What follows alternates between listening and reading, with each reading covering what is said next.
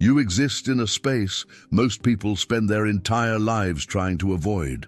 A space carved out by pain, shaped by betrayal, molded by experiences that broke you in ways you never thought possible. And while the world around you celebrates strength as something untouchable, something that never bends or breaks, Carl Jung understood a truth that changes everything. The deepest power, the kind that transforms not just your life, but the lives of everyone you touch, belongs exclusively to those who have been shattered and chose to rebuild themselves from the fragments. This isn't about glorifying suffering. This isn't some romantic notion that pain makes you special. What Jung discovered through decades of working with the human psyche goes far beyond that surface-level understanding. He found that when a soul breaks, when it experiences trauma that cuts so deep it reaches the very core of who you are, something extraordinary becomes possible. A doorway opens, a doorway that remains forever locked to those who glide through life untouched by real darkness. And on the other side of that doorway lies a power so profound, so transformative, that it becomes impossible to ignore once you recognize it in yourself.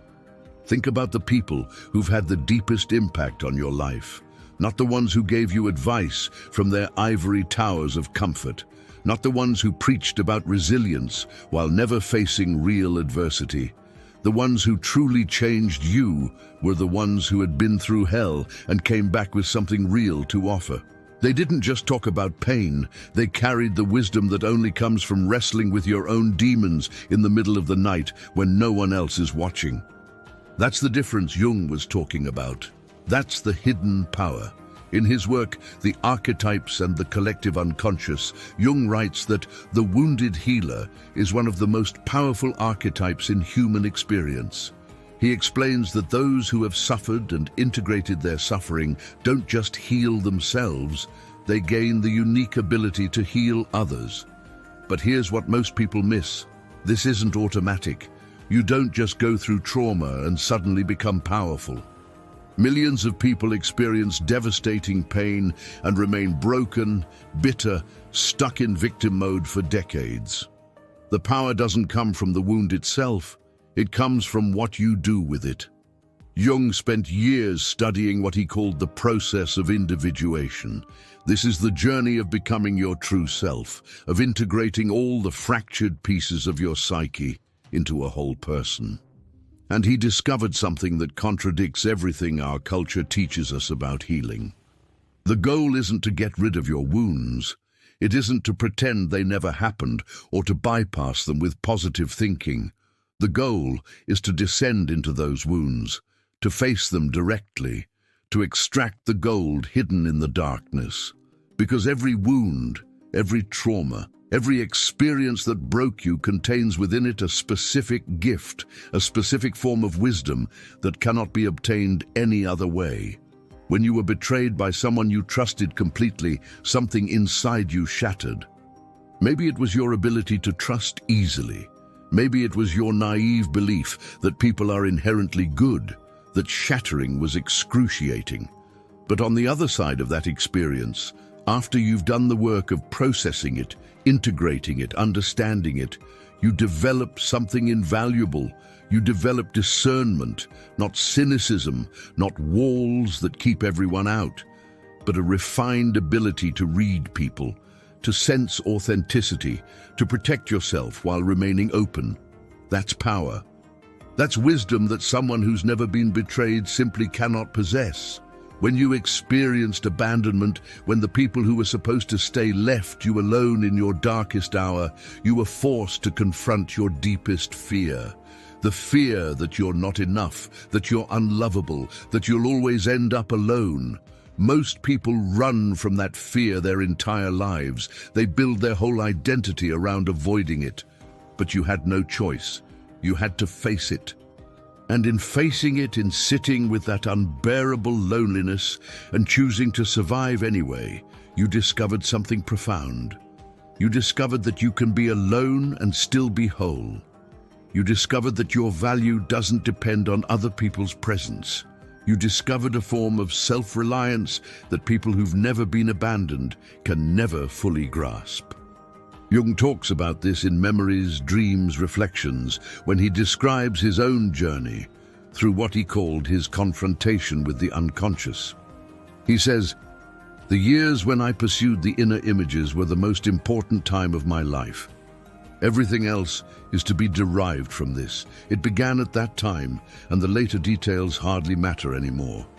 My entire life consisted in elaborating what had burst forth from the unconscious and flooded me like an enigmatic stream and threatened to break me." Notice what he's saying here. The most important period of his life, the foundation of everything that made him one of the most influential thinkers in human history, came from his darkest time. The time when he felt he was losing his mind. The time when he was overwhelmed by forces he couldn't control. That breaking point, that descent into chaos, that's where his real power was born. Not in his academic achievements, not in his comfortable early career, but in the crucible of psychological crisis. This is the pattern Jung observed over and over in his Patience and in the great myths and stories of humanity. The hero must descend into the underworld, the initiate must die and be reborn. The wounded healer must first be wounded before they can heal. It's not a metaphor. It's a description of actual psychological transformation.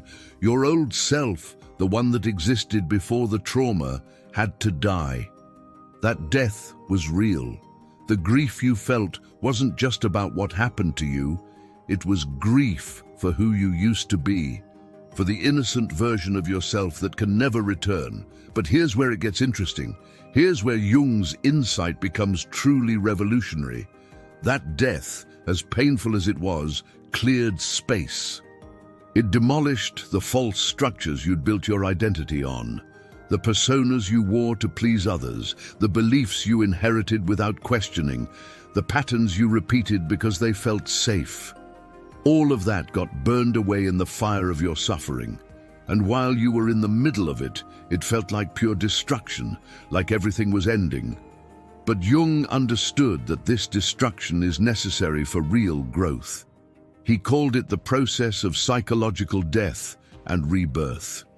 In Psychology and Alchemy, Jung writes, "There is no coming to consciousness without pain. People will do anything, no matter how absurd, in order to avoid facing their own soul. One does not become enlightened by imagining figures of light, but by making the darkness conscious." Read that again. You don't become enlightened, you don't access real power by pretending everything is fine, by forcing yourself to think positive thoughts, by imagining light and love conquering all. You become powerful by making the darkness conscious, by turning toward your wounds instead of away from them, by descending into your own personal underworld and confronting what lives there. This is the opposite of what most self-help teaches. Most self-help wants you to feel better quickly, to skip over the pain, to affirm your way to happiness. Jung is saying that's a trap, that's spiritual bypassing. Real transformation, the kind that gives you genuine power, requires you to go through the darkness, not around it. So what does this actually mean in practice? How do you extract this hidden power from your wounds? It starts with a radical shift in perspective. Instead of seeing your trauma as something that happened to you, something external that victimized you, you begin to see it as something that initiated you. This doesn't mean it was good. It doesn't mean you deserved it. It doesn't mean you should be grateful for abuse or betrayal or loss. What it means is that you recognize the wound as a catalyst, as something that forced you into a deeper relationship with yourself and with reality. Every person who deeply wounded you was, in Jung's framework, playing a role in your individuation process. They were the antagonist in your hero's journey. They forced you to confront parts of yourself you would have avoided forever. The partner who betrayed you revealed your shadow relationship with trust and vulnerability. The parent who neglected you forced you to develop your own internal source of validation. The friend who abandoned you in crisis taught you about loyalty and showed you who you really are when you're stripped of social support. These lessons are brutal. No one would choose them. But once you've lived through them, once you've integrated them, they become sources of unshakable strength. Jung spent considerable time studying what he called the shadow, the part of your psyche that contains everything you've rejected about yourself, everything you've deemed unacceptable. And he discovered that trauma has a unique relationship with the shadow. When you experience deep wounding, especially in childhood, parts of yourself get split off and buried in the shadow. Your anger, your needs, your authentic desires, all the things that weren't safe to express in your wounding environment got pushed down into the unconscious. And for years, maybe decades, you lived as a partial person, cut off from your own wholeness. But here's the gift hidden in that process. Because those parts got buried, because they were preserved in the shadow, they remained pure. They didn't get corrupted by social conditioning. They didn't get diluted by compromise. When you finally do the work of shadow integration, when you reclaim those lost parts of yourself, they come back with tremendous energy and authenticity. The rage you buried as a child becomes, when integrated, a powerful force for setting boundaries and fighting injustice. The neediness you were shamed for becomes, when accepted, the capacity for deep intimacy and connection. The parts of yourself you were forced to reject become your greatest sources of power once you reclaim them. This is what Jung means when he talks about the wounded healer archetype. The healer isn't powerful despite their wounds. They're powerful because of them. Their wounds forced them into depths of self-exploration that comfortable people never reach. Their pain gave them access to their shadow, to their unconscious, to the full spectrum of human experience. And once you've been to those depths, once you've faced your own darkness and survived, you can guide others through theirs. You can sit with someone else's pain without trying to fix it or run from it, because you've learned to sit with your own. Think about the people you know who've never really suffered, not in any meaningful way. They've had setbacks, sure, minor disappointments, but nothing that truly broke them. How do they respond when you try to share your real pain with them? They get uncomfortable. They try to fix it quickly. They offer platitudes and surface-level solutions. They change the subject. It's not because they're bad people. It's because they have no framework for that level of pain. They haven't developed the capacity to hold space for darkness because they've never had to hold it for themselves. They lack the power that only comes through wounding. In his letters, Jung once wrote to a patient, "The psychological rule says that when an inner situation is not made conscious, it happens outside as fate." That is to say, when the individual remains undivided and does not become conscious of their inner opposite, the world must perforce act out the conflict and be torn into opposing halves. What he's describing here is projection. When you haven't done the work of integrating your wounds, when you haven't made your inner darkness conscious, you project it outward. You see your unhealed trauma in everyone else. You attract the same patterns over and over. You remain a victim of fate. But when you turn inward, when you face your wounds directly and integrate them, you stop projecting. You stop being controlled by unconscious patterns. You gain the power to choose, to create, to transform not just yourself, but your entire reality. This is why wounded souls who do the work become so magnetic, so powerful. They've integrated what most people keep split off. They've made conscious what others keep unconscious. They've transformed their lead into gold, which is exactly what Jung was studying when he explored alchemy as a metaphor for psychological transformation. The alchemists weren't really trying to turn physical lead into physical gold. They were describing the process of psychological transformation, of taking your basest, most wounded, most rejected parts and transforming them through conscious work into your greatest strengths. But let's be brutally honest about something. This process is not for everyone. Most people who experience trauma never do this work. They remain stuck in the wound, identifying as victims, using their pain as an excuse, building their entire personality around what happened to them. Jung understood this too. He knew that the invitation to transform is always there, but most people refuse it. It's too hard. It requires too much courage. It demands that you give up the secondary gains of victimhood, the sympathy, the excuses, the identity. The people who access this hidden power are the ones who make a different choice. They reach a point where staying stuck becomes more painful than doing the work. They decide that they will not let their wounds define them, but they also will not pretend the wounds don't exist. They commit to the alchemical process of transformation. And it's not a one-time decision. It's a daily practice of turning toward the pain instead of away from it, of integrating instead of dissociating, of choosing consciousness over comfortable unconsciousness. One of Jung's most powerful concepts is what he called the transcendent function. This is the psyche's innate ability to hold opposing forces in tension until a third thing emerges, something new that transcends the original conflict. Your wound and your power are not opposites that need to be resolved. They're opposites that need to be held in tension until they transform into something greater. You don't heal by getting rid of your wound. You don't become powerful by pretending you were never broken. You become powerful by holding both truths simultaneously. I was wounded and I am powerful. I was broken and I am whole. I suffered and I am grateful for what it taught me. That tension, that paradox, that's where the magic happens. The wounded souls who understand this become unstoppable. They don't need external validation because they've found validation in the depths of their own being. They don't fear abandonment because they've already been abandoned and discovered they can survive anything. They don't avoid conflict because they've already faced the ultimate conflict within themselves. They don't need to pretend to be strong because they've been shattered and rebuilt themselves, which is a strength that cannot be faked or performed.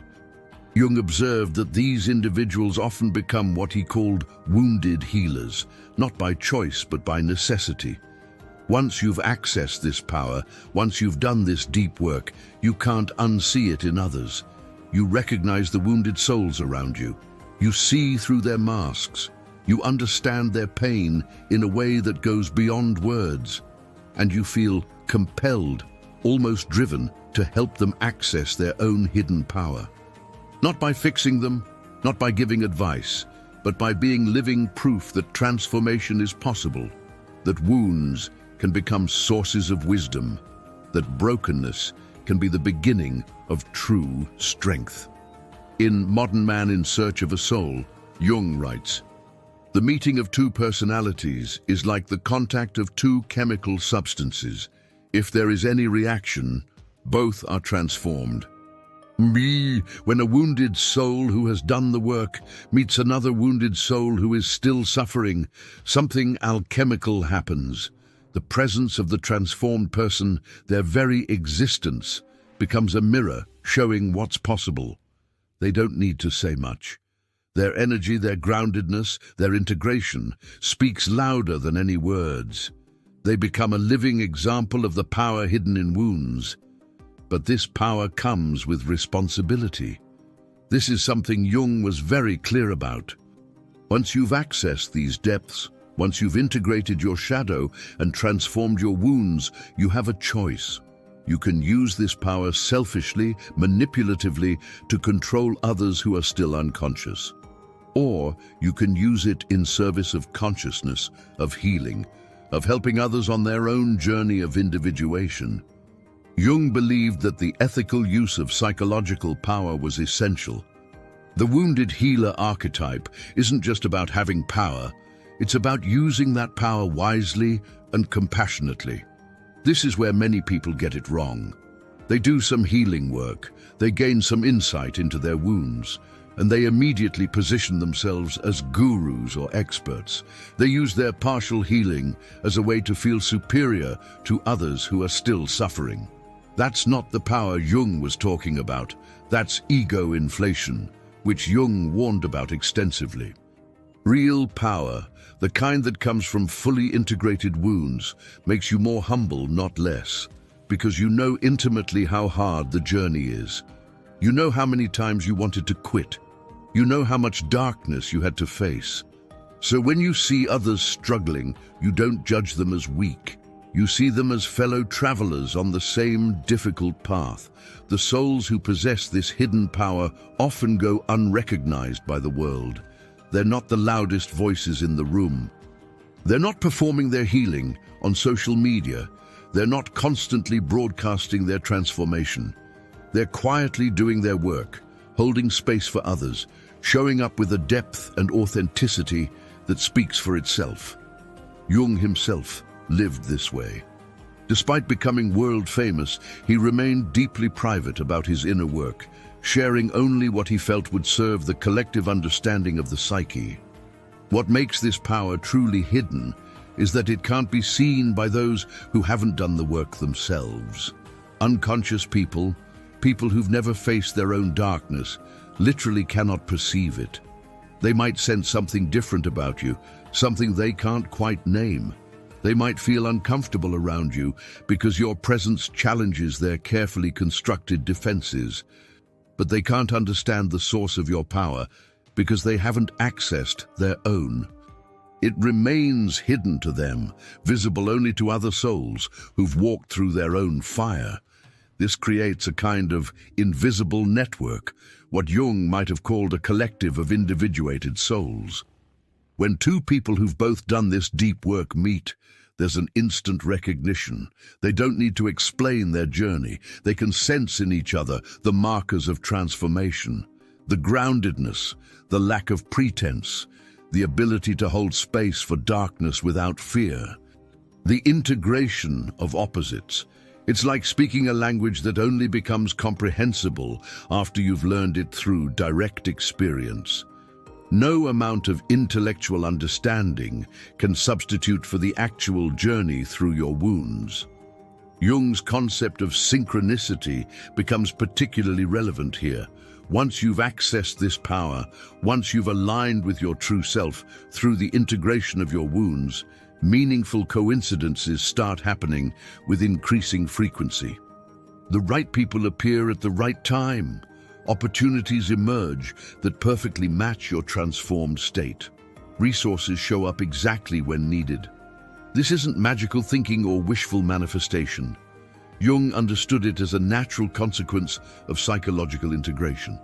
When you're no longer divided against yourself, when you've unified the conscious and unconscious aspects of your psyche, you become aligned with what he called the self, with a capital S, the archetype of wholeness. And from that place of alignment, life begins to flow differently. Your wounds were never just personal. Jung understood that individual suffering connects to collective patterns, to archetypal themes that humanity has wrestled with since the beginning of consciousness. When you were betrayed, you weren't just experiencing your personal story of betrayal. You were tapping into the archetypal experience of betrayal that stretches back through human history. When you faced abandonment, you were connecting with every human who's ever felt alone and unwanted. This is why your integrated wounds give you power beyond your individual experience. You've touched something universal, something collective. And when you speak from that place, others recognize it immediately. They feel seen, they feel understood, because you're not just sharing your story, you're giving voice to a shared human experience. In his work on active imagination, Jung developed techniques for dialoguing with the unconscious, for bringing the hidden aspects of the psyche into consciousness. One of the most powerful applications of this technique involves directly engaging with your wounds as if they were living entities with their own wisdom to share. Instead of seeing your trauma as something that happened to you, you can enter into relationship with it.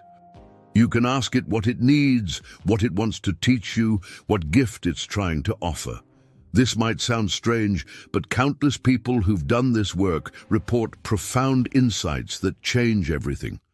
The wound that you've been trying to escape suddenly reveals itself as a teacher, a guide, an initiator into deeper levels of consciousness. Think about the specific nature of your wounds for a moment. What was taken from you? What was your greatest loss? Because here's what Jung discovered that changes everything. Whatever was taken from you in your wounding, the opposite of that becomes your greatest potential gift to the world. If you lost trust, you can become someone who teaches others how to trust wisely. If you lost your voice through silencing and abuse, you can become someone who gives voice to the voiceless. If you lost your sense of safety, you can become someone who creates safe spaces for others to heal. The wound and the gift are not separate things. They're two sides of the same transformative process. This is the hidden power that only wounded souls possess. Not the ability to avoid pain, but the ability to transform it. Not the capacity to remain unbroken, but the strength to rebuild yourself consciously and intentionally. Not the privilege of innocence, but the wisdom that comes from experience. Jung spent his entire career studying this process because he lived it himself. His own psychological crisis, his confrontation with the unconscious, nearly destroyed him. But it also gave birth to everything meaningful he contributed to humanity's understanding of itself. In The Undiscovered Self, Jung writes about the difference between the individual who has done inner work and the mass person who remains unconscious. He says the individuated person, the one who has faced their shadow and integrated their wounds, becomes a stabilizing force in society, not through preaching or convincing, but through their very existence. They serve as proof that consciousness is possible, that transformation is real, that human beings don't have to remain trapped in unconscious patterns. This is the hidden power manifesting at a collective level. Your personal healing, your individual integration of wounds, ripples out beyond you in ways you can't fully measure or control. But let's address the elephant in the room. This process is not linear. You don't heal once and stay healed forever. Wounds don't transform into power through a single moment of insight. Jung understood the psyche as dynamic, constantly moving, always in process. You'll have periods where you feel completely integrated, where your wounds feel like distant memories that no longer control you, and then something will trigger you, some situation will activate the old pattern, and you'll feel like you're right back where you started. This is normal. This is part of the process. The power isn't in never being triggered. The power is in how quickly you can recognize what's happening, how effectively you can work with it, how much wisdom you can extract from each new activation of the old wound. Each time you successfully work with a triggered wound, each time you choose consciousness over reaction, you're strengthening what Jung called the ego-self axis. This is the connection between your conscious awareness and the deeper wisdom of the self. Think of it like a muscle that gets stronger with use. The first time you face a trigger, it might knock you down for days or weeks. But if you do the work, if you integrate the experience, the next time becomes easier. Not because the wound has disappeared, but because you've developed the capacity to work with it skillfully. This accumulated capacity, this refined ability to transform suffering, this is the hidden power revealing itself more and more fully over time. Jung also understood that not everyone will support your transformation. In fact, many people in your life will actively resist it. When you change, when you stop playing the roles they've assigned you, when you stop being the person they're comfortable with, they'll try to pull you back. They'll accuse you of changing for the worse. They'll say you're being selfish. They'll trigger your wounds deliberately to get you back into familiar patterns. This is one of the hardest parts of claiming your power. You have to be willing to lose people, to disappoint people, to have relationships end because you're no longer willing to stay small and wounded to make others comfortable. The wounded soul who accesses their power learns something crucial that Jung emphasized throughout his work. You cannot heal in the same environment that wounded you. You cannot transform while maintaining all the same relationships, beliefs, and patterns that kept you stuck. Real transformation requires what alchemists called separatio, a separation from the old. This might mean physically leaving toxic relationships or environments. It might mean psychologically separating from inherited beliefs and expectations. It always means creating enough space and safety to do the deep work without constant interference from people and systems invested in keeping you unconscious. In his analysis of fairy tales and myths, Jung found the same pattern repeating across cultures. The hero must leave home. The initiate must go into the wilderness. The seeker must separate from the tribe to find their true identity. This isn't just storytelling convention. It's a description of necessary psychological process. Your wounds might have happened in relationship with others, but your healing has to happen in relationship with yourself first. Only after you've done that internal work, only after you've integrated your wounds and accessed your power, can you return to relationship from a place of wholeness rather than need. This is what makes the hidden power so transformative. People who haven't done this work approach relationships from wounds. They're looking for someone to complete them, to heal them, to fill the holes that trauma left. But souls who've integrated their wounds approach relationships from wholeness. They're not looking to be saved. They're looking to share their fullness with another whole person. They're not afraid of being alone because they've already faced that fear and survived. They're not desperate for validation because they've learned to validate themselves. This changes everything about how they show up in relationships, in work, in the world. Jung's concept of the wounded healer extends beyond just helping others heal. It includes the power to see through collective illusions, to resist mass movements and groupthink, to maintain individual consciousness even when everyone around you is lost in unconsciousness. People who've done deep wound work develop what Jung called psychological immunity. They can't be easily manipulated because they've already faced their own shadow. They can't be swept up in collective hysteria because they've learned to trust their own inner knowing. They can't be controlled through fear because they've already survived their worst fears. This makes them dangerous to systems that rely on keeping people unconscious and compliant. Every authoritarian system, every toxic organization, every abusive relationship operates by exploiting people's unhealed wounds. They target your fear of abandonment to keep you dependent. They trigger your shame to keep you silent.